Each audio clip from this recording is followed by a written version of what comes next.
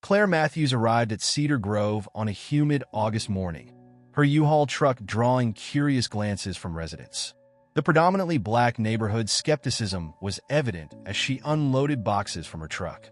Mrs. Johnson, an elderly resident, watched from her porch, whispering to her neighbor about the new white woman moving into number 47.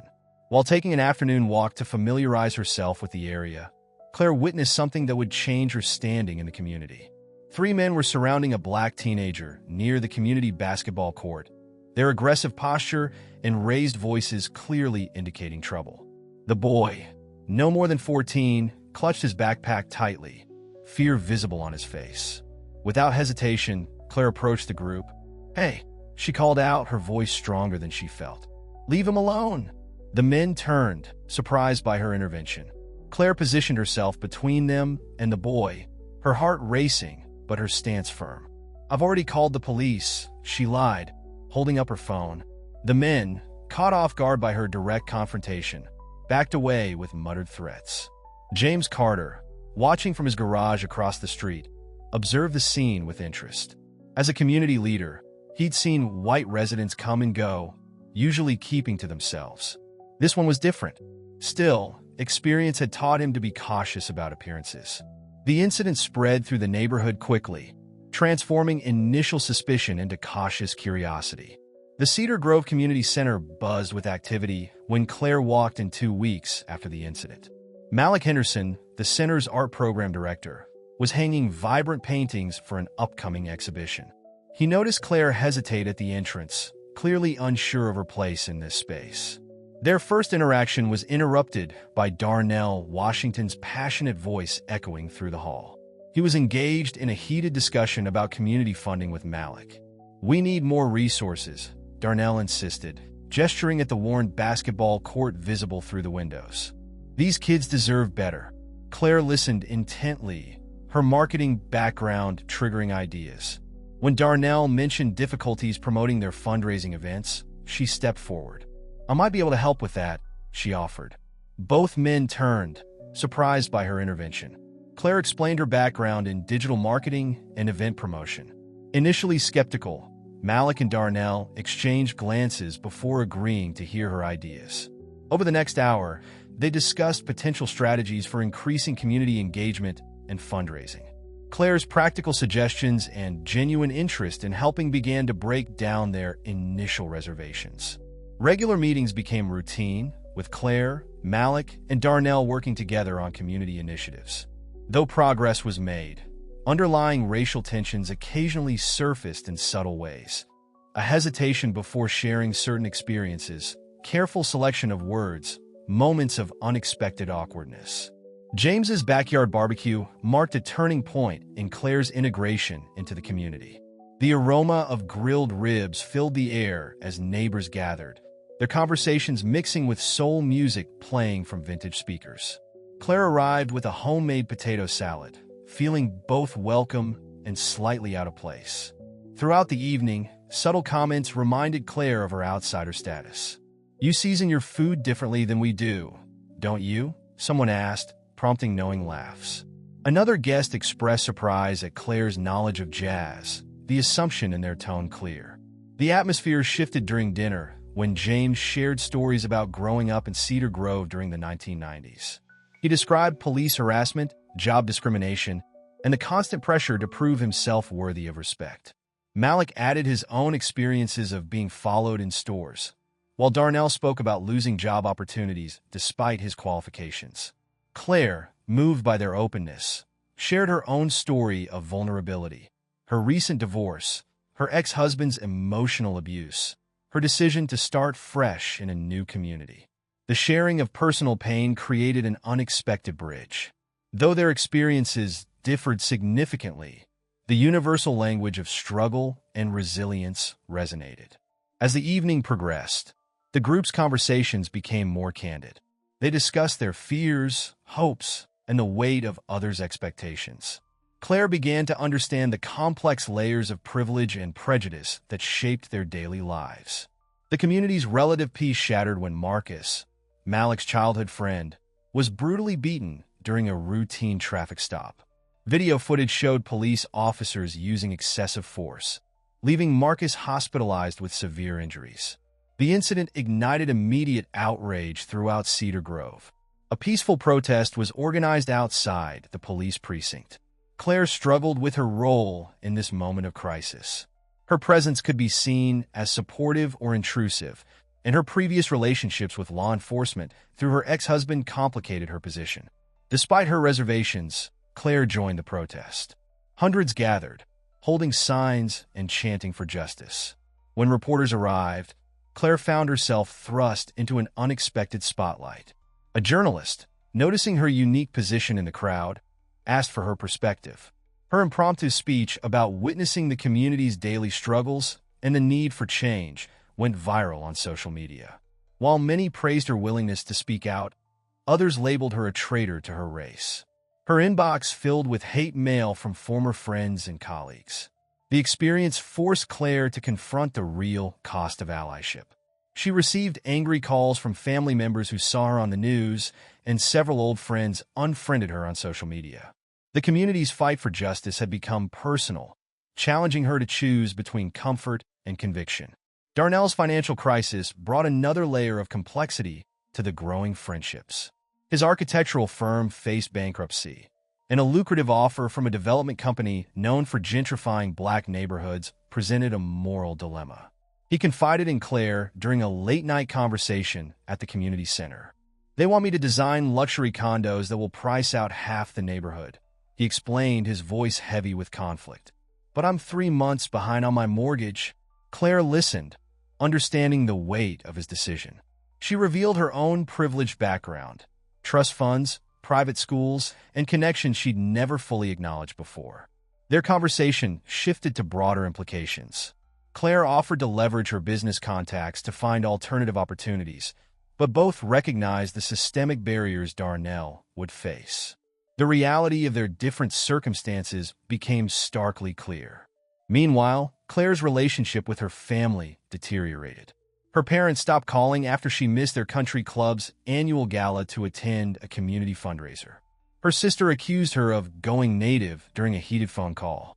These reactions forced Claire to confront the implicit racism in her upbringing.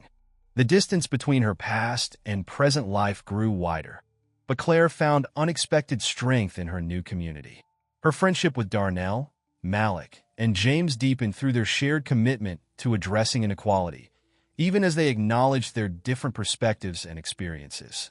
The revelation about Claire's grandmother came through an old photo album found while cleaning her attic. Inside, she discovered pictures of her grandmother at segregation-era protests on the wrong side of history. Letters revealed Sarah Matthews had actively opposed integration in their hometown during the 1960s. The discovery shook Claire's foundation. She brought this heavy knowledge to her next meeting with James, Malik, and Darnell at the community center. Their discussion turned raw as the men shared their personal experiences with racism. Malik described being called slurs by elderly white women who reminded him of Claire's grandmother. Darnell recounted how his father's business was boycotted by white customers in the 1980s. "My grandmother is still alive," Claire admitted. "She still sits on the hospital board and influences local politics." The weight of this legacy hung in the air. James remained silent for a long time before sharing how his own grandmother had worked as a maid for families like Claire's, enduring daily humiliations to support her children. The conversation shifted between Claire and James, becoming increasingly intense. "What are you going to do about it?" he challenged. Claire realized her grandmother's ongoing influence in the community meant silence wasn't an option. The gentle spring evening turned into a deep discussion about responsibility, inheritance, and the courage required to confront one's own family legacy. The attack on Mr. Washington's convenience store happened at 2 a.m. on a Tuesday. Security cameras captured 3 masked individuals spray painting racial slurs before smashing the windows. The store, a community fixture for 30 years, became a symbol of ongoing racial tensions. Malik, whose first job was at the store, took the attack personally. Claire watched him pace the community center, anger and frustration evident in every movement. She proposed organizing a community meeting, but faced immediate pushback from residents who questioned her motives. "Why should we trust you to lead this?" demanded Mrs. Thompson, a longtime resident. "How do we know you're not connected to the attackers?" The accusation stung, but Claire stood her ground. During the hastily organized meeting, she shared her grandmother's history and her own journey of understanding privilege and racism. "I'm not here to lead," Claire clarified. "I'm here to support and amplify your voices." She laid out a practical plan for security improvements and community watch programs. Her vulnerability and concrete solutions gradually won over the skeptics. The meeting transformed from confrontational to collaborative, with residents offering resources and suggestions. The incident strengthened Claire's resolve to prove herself through actions rather than words. She began spending evenings helping Mr. Washington rebuild, learning about his family's history in the neighborhood while clearing debris and repainting walls. Planning the benefit from Mr. Washington's store revealed both the best and worst of Cedar Grove. Claire's marketing expertise proved valuable as she coordinated social media campaigns and press releases. The response exceeded expectations, with local businesses and residents pledging support. However, beneath the surface, anxiety grew. Darnell worried about security, remembering similar events that had been disrupted by racist groups. Malik feared the media attention might attract more attacks. James questioned whether they were putting the community at risk. Claire shouldered these concerns while managing logistics. She hired a professional security team and coordinated with sympathetic police officers she knew through her ex-husband. Each decision carried the weight of potential consequences. "If this fails, it's not just about the money," Malik warned during a planning session. "It's about people's hope." Claire understood the stakes. She worked tirelessly, leveraging every connection and resource available. Local news coverage highlighted the community's unity, but also drew unwanted attention from hate groups on social media. The pressure mounted as the event date approached. Claire's promise to ensure success felt heavier with each passing day. Yet the community's growing trust in her leadership provided strength. Together, they transformed the fundraiser from a simple charity event into a statement of resilience. The benefits morning arrived with news of planned counter-protests. White supremacist groups announced their intention to protect traditional values. Police warned of potential violence. The community faced a choice: cancel the event or stand firm. Claire stood before the gathered crowd, her heart racing, but her voice steady. "We won't let fear win," she declared. The event proceeded with heightened security. Local artists performed, children played in supervised areas, and the aroma of food trucks filled the air. The confrontation began when protesters arrived carrying Confederate flags and shouting slurs. They positioned themselves across the street, their presence a dark cloud over the celebration. The police formed a barrier, but tension crackled through the air. Claire coordinated with security teams via radio, monitoring the situation. The community showed remarkable restraint, focusing on their celebration rather than the provocateurs. However, the protesters grew increasingly aggressive, moving closer to the police line. James organized a human chain of community members, creating a physical barrier between the hate groups and the children's play area. The media captured everything: the peaceful celebration on one side, the angry protesters on the other. The contrast couldn't have been clearer. The final confrontation occurred when one protester, a former classmate of Claire's named Michael Stevens, recognized her. "Race traitor," he shouted, advancing toward her. Claire stood her ground, publicly revealing her grandmother's racist past and her own journey to understanding. "My grandmother fought against integration," she announced loudly. "She was wrong then, just like you're wrong now." Her words, captured on dozens of phones, silenced the crowd. Michael, enraged, attempted to push past the police line. James stepped between them, along with Malik and Darnell. The show of unity prompted other community members to join them. The police, seeing the protesters becoming violent, finally intervened. Michael was arrested for assault when he threw a punch at James. In the aftermath, the benefit was hailed as a success, raising twice the needed funds from Mr. Washington's store. More importantly, it marked a turning point for Cedar Grove. Claire's public stance against her own family's racist history resonated beyond the neighborhood.